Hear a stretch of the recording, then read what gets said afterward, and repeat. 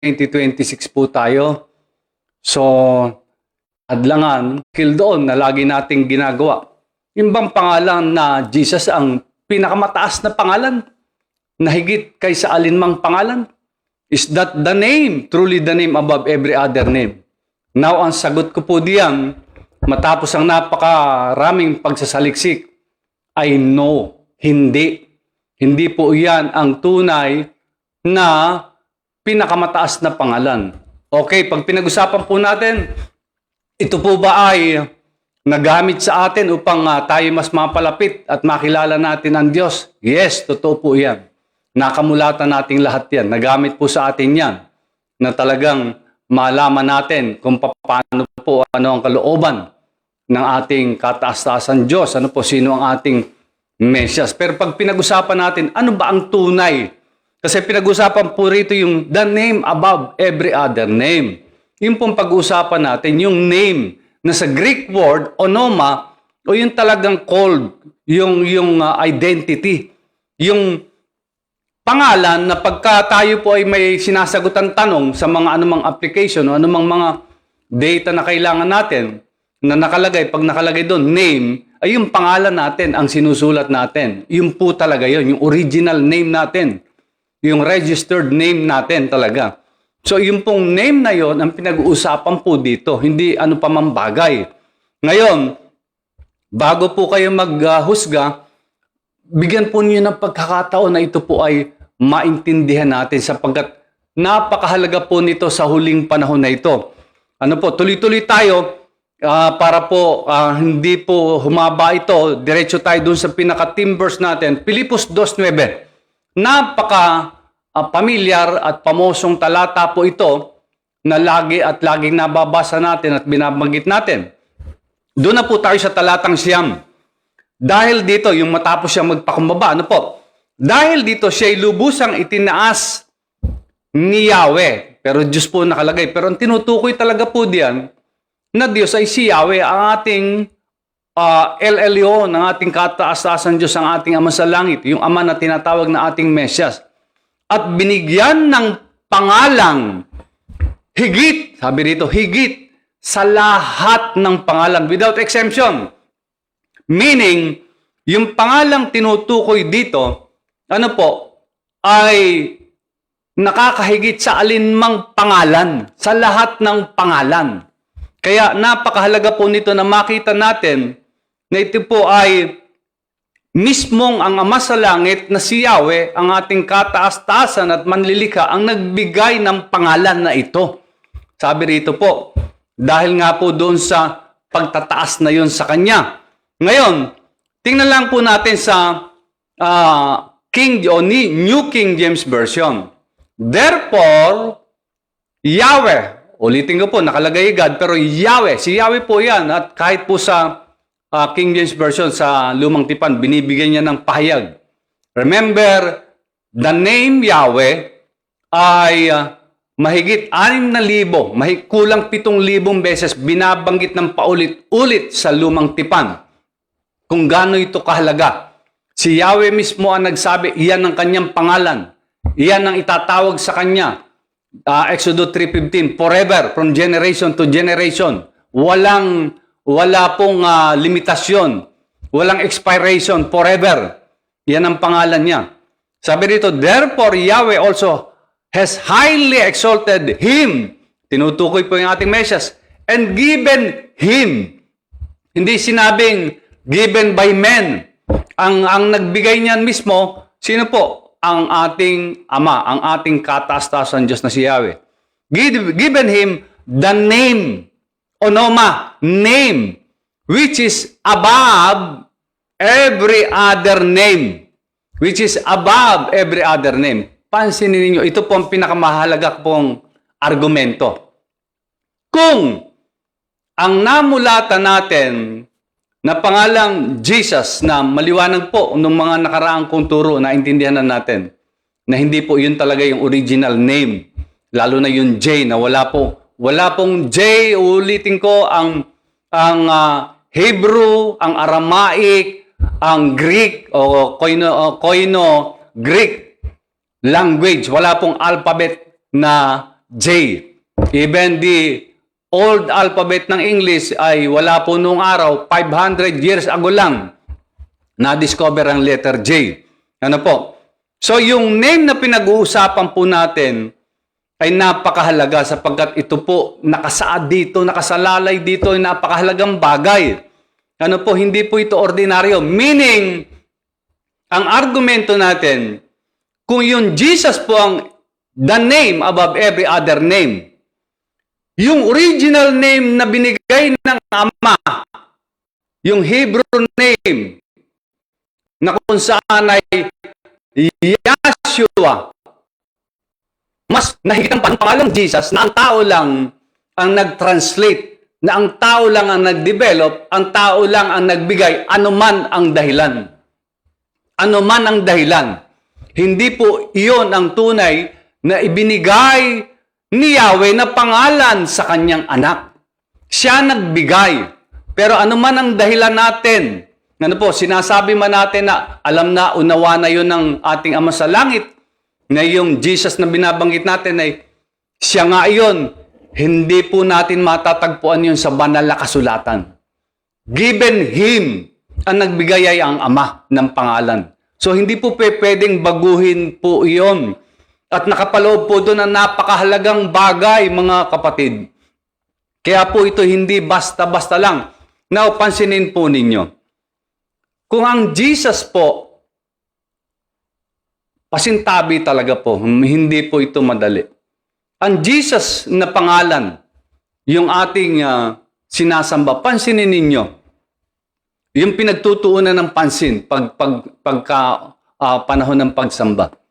Pansinin ninyo, i-search po ninyo, libo-libo, milyong-milyong tao ang may pangalang Jesus o Jesus sa buong mundo. Libo, milyon-milyong mga tao at patuloy na maraming mga ipinapanganak na ipinapangalan ng Jesus. Hindi po ba nyo naisip? Sa mga taong may pangalang Jesus, ilan doon, libo-libo doon ang mga kriminal, masasamang tao. Bagamat hindi lahat, pero marami doon ang rapist, marami doon ang gangster, killer, marami doon na nakakulong, marami doon na iba't ibang kaso. Marami na may pangalang Jesus ang mismong sinusumpa, minumura ng kanyang magulang, ng kanyang kaibigan, ng kanyang kapitbahay dahil doon sa kanyang masamang pag-uugali.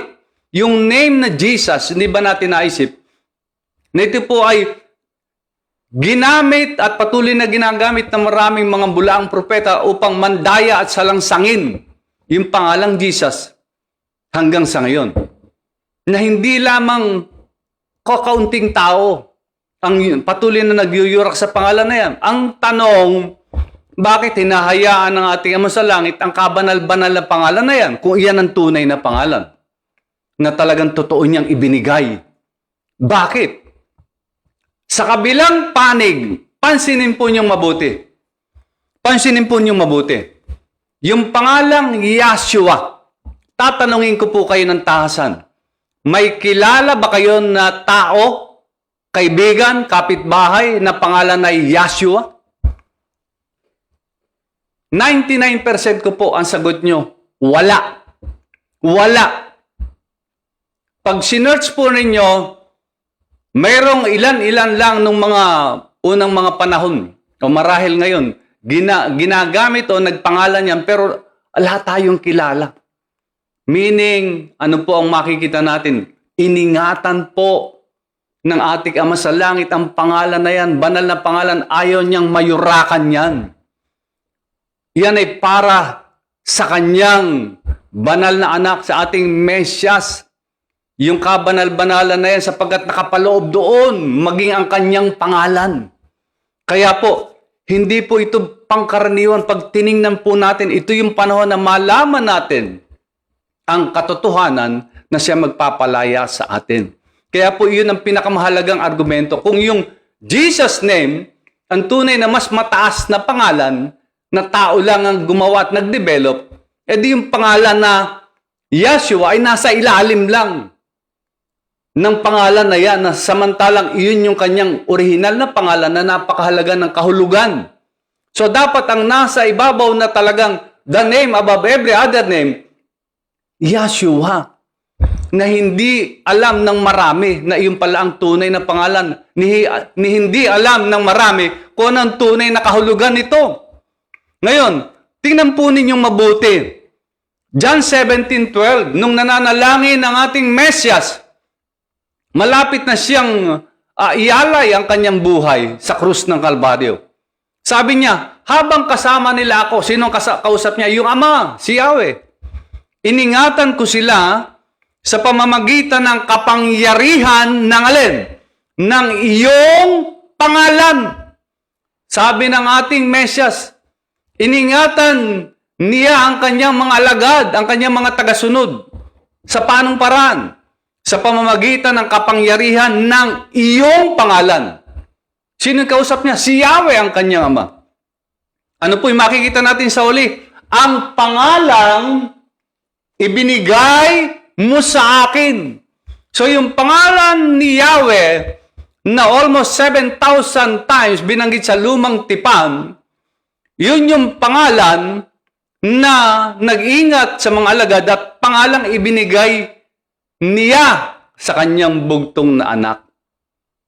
So, ano po yun? May kaugnayan yun sa pangalang Yahweh sapagkat yun yung pangalang ibinigay sa anak, sa ating Mesyas. Tingnan po natin sa Matthew 1:20. Simulan natin. Nung natagpuan naglilihi si Maria sa pamamagitan ng Banal na Espiritu na sila'y, lalo si Jose natatakot na sapagkat hindi niya sinipingan pero nabuntis. Kaya ang pag-aakala ng marami ay ibang lalaki ang nakabuntis. Ito ang sabi. Ngunit habang pinag-iisipan ito ni Jose, nagpakita sa kanya sa panaginip ang isang anghel ng Panginoon. Sinabi nito sa kanya, Jose, anak ni David, lahi ni David, descendant of David, yun ang pangako, yun ang prophecy. Huwag kang matakot na pakasalan si Maria, sapagkat ang sanggol na dinadala niya ay mula sa Espiritu Santo. Ito po, sa 21, tingnan ninyo mabuti. Magsisilang siya ng isang batang lalaki at Yahshua po ang pangalan. Tinitindigan ko po ito. Yung pangalang ito. Bagamat sa iba po ay dahil Aramaic dialect ang gamit nung panahon na yon ng bagong tipan, Yeshua daw. Pero tingnan niyo pong mabuti. Bakit? I stand firm, I stand my ground na Yahshua. Sabi rito, Yahshua ang ipapangalan mo sa sanggol. Sapagkat. So mayroon pong sapagkat. Because may dahilan po yung pangalan. Ililigtas niya ang kanyang bayan sa kanilang mga kasalanan. Okay, napakaliwanag po. Yun ang reason. Bakit may pangalan na mismong si Yahweh na ating Ama nagbigay sa kanyang bugtong na anak? Sapagkat ililigtas niya ang kanyang bayan sa kanilang mga kasalanan. Take note. Ang pangalan po ng ating Mesyas at ni Josue o sa Hebrew name ay Yahushua, yung anak ni Nun, yung kanang kamay ni Moses. Si Yahushua o si Josue sa modern times na pangalan na nakilala natin at ang ating Mesyas, isa lang ang pangalan nila. Pareho sila ng pangalan. At pag tiningnan mo po hanggang ngayon, sa Hebrew word, ang meaning ng Josue o ng Yahushua, ang ibig sabihin, Yahweh is salvation. Nakita po nyo na maliwanag. Yahweh is salvation. Ang meaning ng pangalan ng ating Mesyas katulad ni Josue na kanang kamay ni Moises. Pareho sila. So, ibig sabihin, ang pangalan din na binigay kay Yahshua, ay mismo yun din pangalan na Yahweh is salvation. Hindi po Yeshua kasi pangalan po ni Yahweh yun. Si Yahweh ang ultimate Savior natin through His Son Yahshua. Yun po ang maliwanag na maliwanag.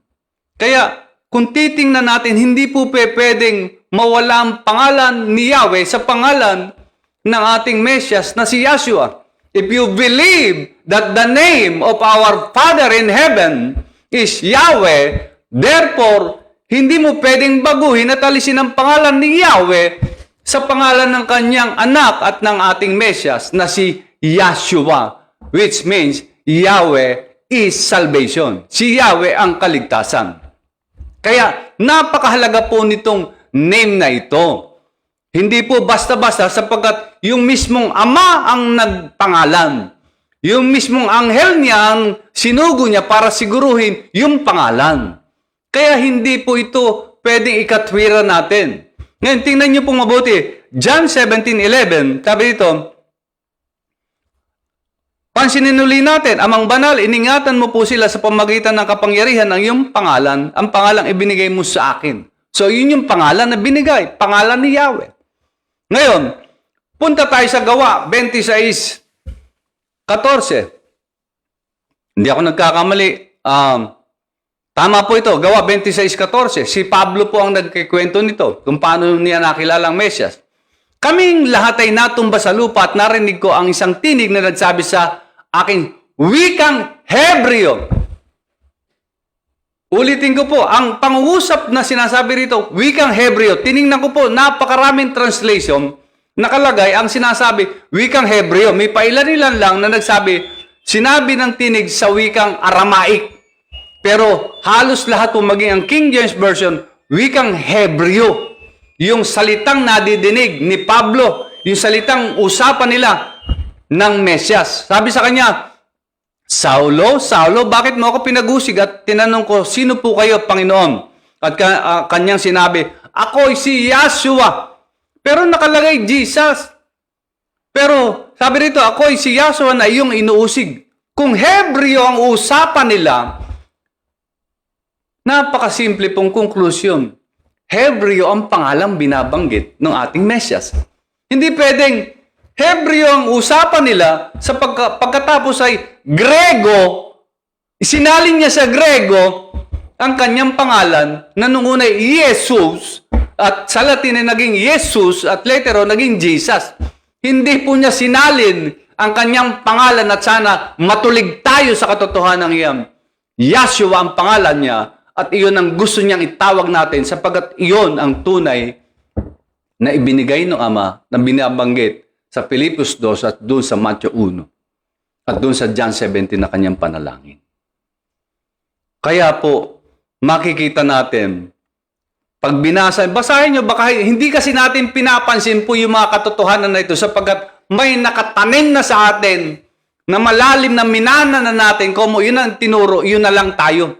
Bibigyan natin at bibigyan ng katwiran.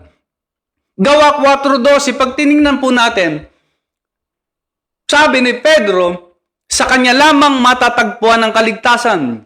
Sa kanya lamang, sino tinutukoy niya? Yung Mesyas. Sabi rito, sapagat walang ibang pangalan. Walang ibang pangalan. Kung may ibang pangalan po, bakit iniba natin? Walang ibang pangalan sa buong daigdig na ibinigay ng Diyos. Sino yung Diyos? Ni Yahweh, yung Ama ng ating Mesyas.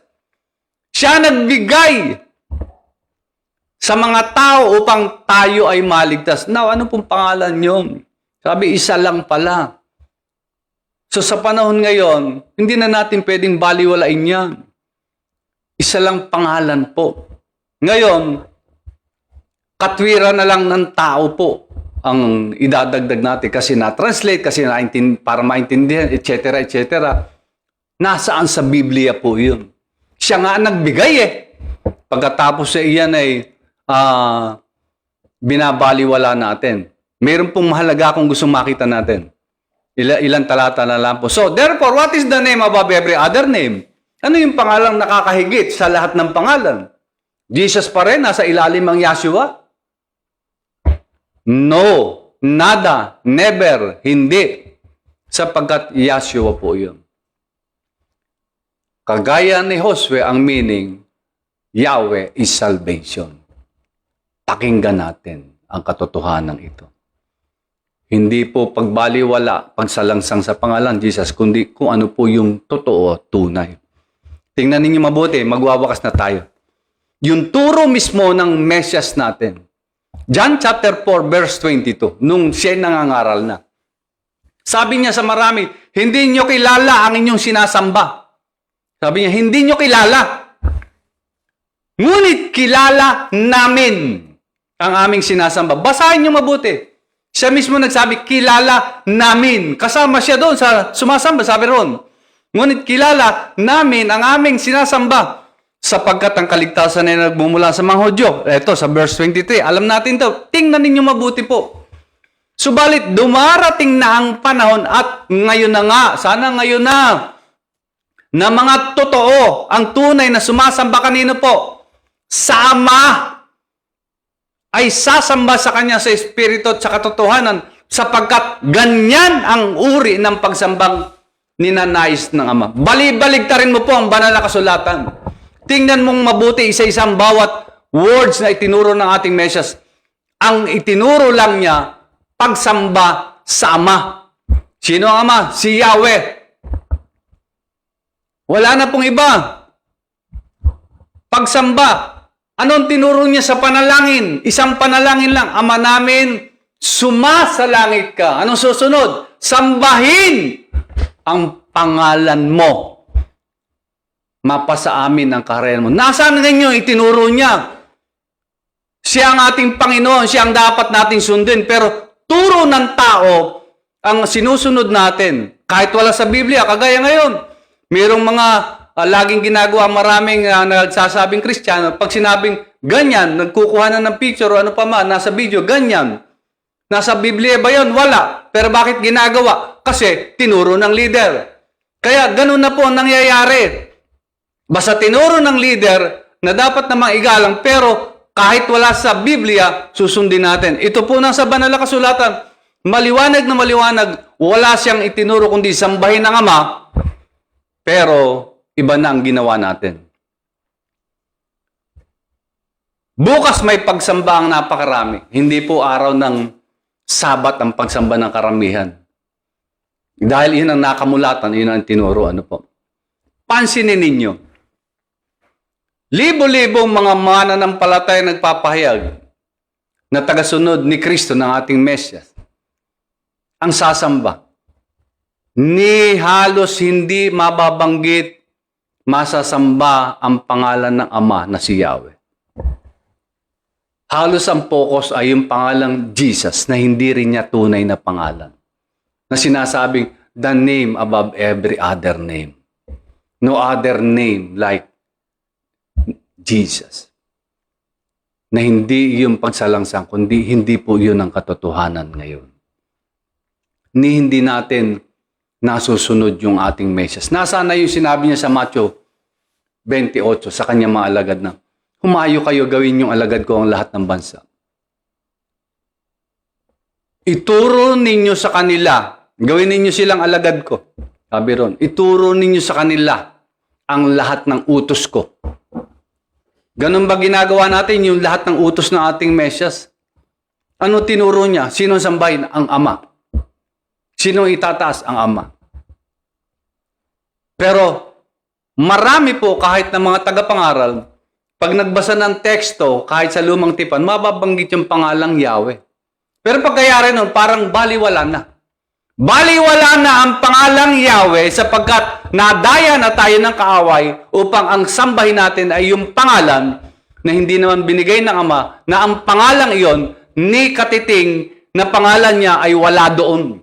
Zero. Nalimot na ng marami. Na pag-araw ng pagsamba, ang tunay na sinasamba dapat ay si Yahweh. Na kung sinasamba mo at binabanggit mo the name above every other name ay Yeshua, nando doon ang pangalan ni Yahweh, ang kataas-taasan Diyos, at nasasamba mo pa ang anak sapagkat iyon ang kanyang pangalan. Nasasamba mo pa ang ating Mesyas bilang ating tagapagligtas. Pero the ultimate Savior natin, the Most High God, is Yahweh. Kaya mahalaga po na Yeshua, sapagkat nandoon ang Ama, ang pangalan ng Ama, at nasusunod natin ang anak, nasasamba natin ang anak, sapagkat siya ang ating Mesyas, sapagkat siya ang ating dapat sundin. Now, the name above every other name is Yeshua. Sambahin natin ang Ama, masasamba natin ang anak. Masusunod natin siya. Dahil tayo ay tagasunod niya. Siya ang ating Panginoon. Hindi po ang tao. Ang sabi po niya, makikilala ninyo ang katotohanan at ang katotohanan na magpapalaya sa inyo. Sana po, sa mga nakinig nito, bukas, kung kayo man ay yan ang inyong araw ng pagsamba, mabanggit man lamang ang pangalan ni Yahweh sa pagsamba natin. Hindi po yung ni katiting, wala na, nalimot na natin. Akala natin inang katotohanan, pero hindi po yun ang katotohanan. Tayo po'y manalangin, hallelujah. Yahweh, aming Ama sa langit, salamat po sapagkat patuloy mo po kaming minumulat sa katotohanan ng kahit sa isang pangalan na ibinigay mo sa iyong bugtong na anak ay Yahshua, sapagkat ito rin ang pangalan mo na ang kahulugan ay Yahweh is salvation, ikaw ang kaligtasan through your Son, Yahshua. Ama, maraming panahon, matagal na panahon, na hindi namin nakilala ang tunay mong pangalan. Na sa aming pagsamba, nalimutan na namin ang turo ng iyong anak. Na darating ang panahon na ang sasamba sa iyo, Ama, ay sasamba sa Espiritu at katotohanan. Sapagat ito ang uri ng pagsambang hinahanap mo. Ikaw ang naghahanap ng pagsamba, Ama. At tinuro din niya sa panalangin na sambahin ang pangalan mo, O Yahweh. Na sa libo-libong beses ay binanggit mo na ito ang pangalan mo, O Yahweh. Sinabi mo sa lingkod mong si Moses, ganito kanila tatawagin from generation to generation ang pangalan mong Yahweh. Maging sa Revelation, sa huling aklat ng banal na kasulatan ay naroon ang binabanggit ang Hallelujah. Na ang ibig sabihin ay purihin ka, O Yahweh. Hallelujah. Praise Yahweh. Na hindi rin alam ng marami ang tunay na kahulugan. Ama, salamat sa pagmumulat mo ngayon. Nawa po, dalangin ko na pagsamba ng maraming mga tao, mabalik muli na ikaw ang itinataas bilang pagsunod, pagpapahalaga sa pagpapakasakit ng aming Mesyas na si Yahshua sa krus ng Kalbaryo, upang kaming muli ay makadugtong sa iyo, mapanauli sa iyo ang aming relasyon. Sapagat siya ang daan, ang buhay, ang katotohanan at walang makakapunta sa iyo, Ama, maliban sa pamamagitan niya. Hindi kami makakarating sa iyo maliban sa Kanya lamang. Walang ibang pangalan na ibinigay mo kundi Yahshua sa aming kaligtasan, sapagat ito ay tumutuon sa iyo, tumutukoy sa iyo, Ama. Nagpaparangal sa iyo. Salamat po. Nagpapakumbaba ako sa iyong harapan. Sa iyo po ang kaharian, kapangyarihan at ang kalawalhatian. Wala pong iba sa pangalan ng iyong anak na si Yahshua.